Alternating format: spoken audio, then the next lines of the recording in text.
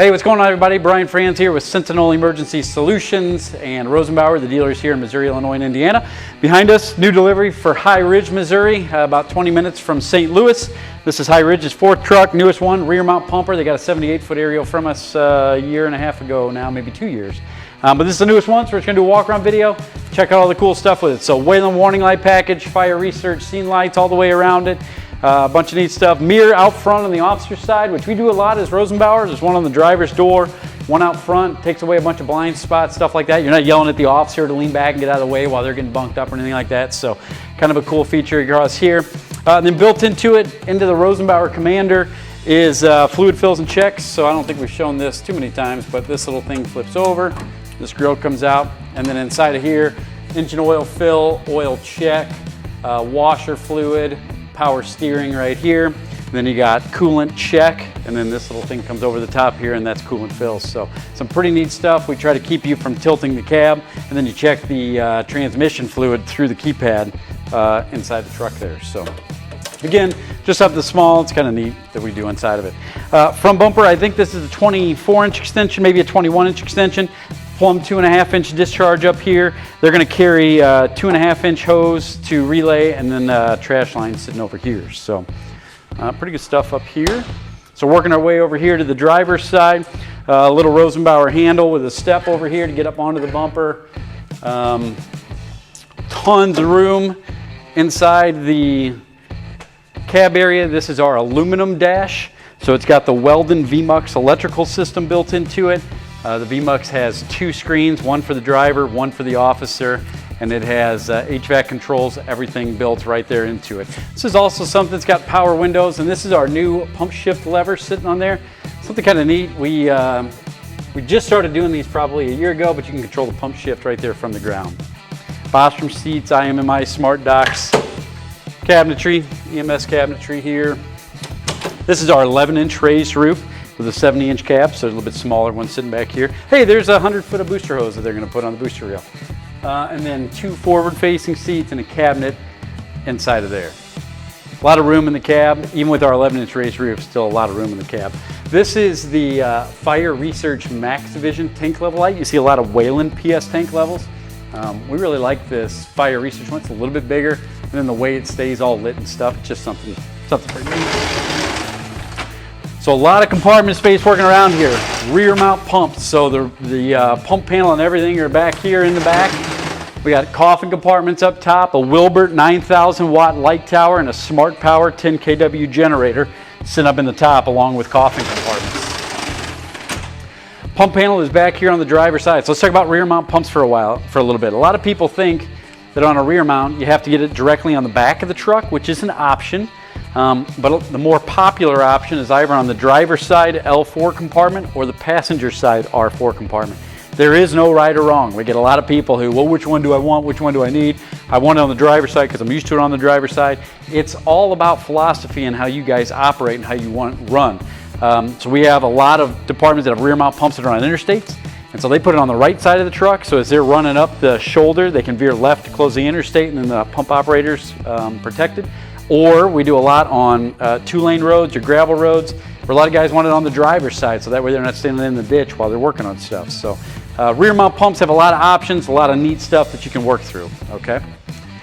This truck is a Waterous 1500 GPM rear mount pump, single stage rear mount. It's got a Waterous Aquas 3 foam system. And for some of you who didn't notice, you'll see the auto sync and some of this stuff here, that's compressed air foam. So a 200 CFM compressor built onto this. The CAF system, High Ridge runs all CAF systems. The CAF system is plumbed to the front bumper, the front bumper 2.5, the pre-connects, and then I believe a 2.5-inch, yep, so 4 total. Front bumper, 2-speed lays, and then the rear. A lot of CAF stuff, a lot of neat stuff. 30 gallons of Class A foam, 1,000 gallons of water on this truck. Moving around to the rear here, Rosenbauer Easy Climb Access Ladder. We do a bunch of these. Flips over, got a lot of room, so we got a little 45-degree climbing angle. Pick it up, got a couple gas struts that hold it down here. It's got a landing area up top with an Akron monitor. This is the Power Arc, oh gosh, Ken Mankey would kill me. The PSK 6 aero stick built into it, which is really neat, and we'll have to turn this on, but just spaces it out a lot more. A lot of aero sticks are really small, all congested. They don't do a bunch. This thing, by having the outer ambers, really gives it an awesome directional going through. A couple 2.5 intake, and then nestled behind here is the booster reel sitting up inside of there. So again, keeping up with that rear mount, everything's coming off the back. The speed lays, everything come off the back except for that 2.5-inch front bumper. So again, when you get into that rear mount pump type deal, people get used to pulling pacifier, leaving room for the aerial right behind them, all of those things. So then all the discharges, as much as they can, come out the back of the truck. And then a little step down here, just to help reload hose. Hard suction sitting up inside of here. This is the, on this side, you can see a hidden ladder rack. So this is the Rosenbauer 2.0. We have a 1.0, which is one arm in the center, and then the 2.0. You can see I don't bring it all the way down, but it's two arms that are built into the Rosenbauer, Minnesota extruded body. So it's two arms, which then give you that bigger compartment over the rear wheels. That rack's available on a side mount, top mount, rear mount, whichever. Receiver hitches all the way around here. You'll notice this compartment's only 12 inches deep. This is pump access behind here because the speed lays are sitting right behind here deploying out the back and on a couple of speed lay trays. And then full depth compartments all the way around it. We love it. Just a ton of compartment space on a rear mount pump. The other thing on rear mounts is that the truck actually handles a little bit different. On most standard top mounts or even side mounts, the pump panel is sitting right here. So all the water is centered over the back axle, which then kind of makes the back axle heavier. We're on a rear mount where actually it's one giant body, so we're able to push all the water all the way up to the front. So this has 1,000 gallons of water. Like I was saying, the booster tank is from the center of the rear axle all the way up here. So all the weight is in the middle of this truck. So where you're used to, as you're going down the road, you'd feel like a jog in the front end, some of that stuff, because the front end's lighter. On this one, it actually pushes it all down, and your center of gravity is lower. So it just changes, not just the pump placement, but it also changes some of the driving, things like that. Again, 70-inch cab, so you get this 9-inch wide, 36-inch tall little compartment here. Back up here to the cab, just again, a ton of room inside of there. And on the 70-inch cab, you can do up to four forward-facing SCBA seats. It gets pretty tight. I don't really recommend that, but you can get it on a 70-inch cab, 70-inch long. And we measure those dimensions. A lot of people always ask us, what do you mean 60-inch cab or 65-inch cab? So from the center of the front axle to the back of the cab is how we measure that. And the first one is a 54-inch cab, and then a 60-inch cab, which is here, and then a 65, a 70, and then a 78. So it all depends. We're not changing anything forward. The front of the truck stays the same.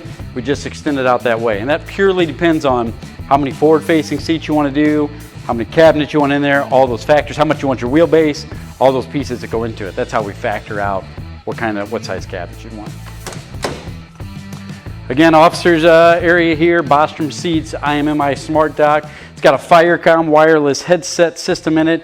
It's got a Cummins X12 500 horsepower engine in it, which is in the Allison 4000 series transmission. 20,000 pound front axle with parabolic suspension. So if you guys haven't seen parabolic independent front, let's talk suspensions for just a second. There's a straight beam suspension, which means we put all the packs, all the leaf springs together. And then the next one up is parabolic, which means that we take those same leaf springs and we put little spacers in there, which cushion the ride. So instead of making the whole spring pack move, we make each leaf move individually. And then on top of that is independent front suspension. So if you don't want to spend a bunch of money for independent front suspension, check out parabolic springs. I believe it's Hendrickson that makes them. They're great. I mean, the ride is tremendous. You can truly feel the difference, and the truck seems to handle a little bit better. Obviously, the independent front suspension is great, but this is just another avenue to help save you a little bit of money, okay? So in closing, I think I got everything on there. Heated windshield, we talked, I didn't point that out. It's got a heated windshield. It's got a Firecom headset system in it, wireless headset, coughing compartments. Just a lot of neat features built into this. So again, thank you, High Ridge, for going with us again and working with Rosenbauer. We truly value the relationship we have with you guys. We've been together now for several years. We truly appreciate everything that you guys have done with us. Thank you everybody for supporting Sentinel and Rosenbauer. As always, check us out. A lot more fire truck videos to come.